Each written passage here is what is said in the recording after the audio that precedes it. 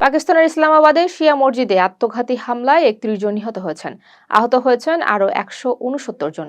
Is হামলার দায় স্বীকার করেছে। জুমার নামাজের সময় বিস্ফোরণ ঘটে। রাজধানীতে এটি সাম্প্রতিক সময়ের সবচেয়ে ভয়াবহ হামলা। রাশিয়া থেকে তেল আমদানি বন্ধের প্রতিশ্রুতির পর ভারতের উপর মার্কিন অতিরিক্ত শুল্ক প্রত্যাহার করেছে। ট্রাম্প নির্বাহী আদেশে সই করেন, ২৫% শুল্ক তুলে নেওয়া হয়। বাণিজ্য চুক্তি কার্যকরে এই সিদ্ধান্ত, ধাপে ধাপে পাল্টা শুল্ক কমবে। ইরান যুক্তরাষ্ট্র পরোক্ষ আলোচনায় অগ্রগতির ইঙ্গিত দিয়েছেন ট্রাম্প। ওমানে অনুষ্ঠিত বৈঠকে মূলত পরমাণু ইস্যু আলোচনায় আসে।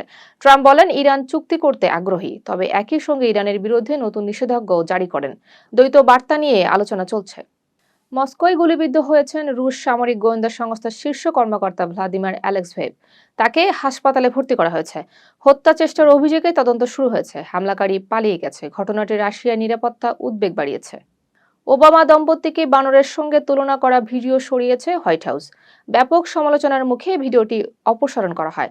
ট্রাম্প দাবি করেন তিনি পুরো ভিডিও দেখেননি। অনেক রিপাবলিকান নেতাও এর প্রতিবাদ করেন। ঘটনাটি বর্ণবাদ বিতর্ক উস্কে দেয়। ভারতের প্রধানমন্ত্রী নরেন্দ্র মোদী দুদিনের সফরে মালয়েশিয়া যাচ্ছেন। কুয়ালালামপুরে দ্বিপক্ষীয় বৈঠক করবেন তিনি। বাণিজ্য, প্রতিরক্ষা ও শ্রম সহযোগিতা আলোচনায় আসবে। একাধিক সমঝোতা স্মারক সই হওয়ার কথা। সম্পর্ক আরও জোরদার করা হবে বলে জানা যাচ্ছে।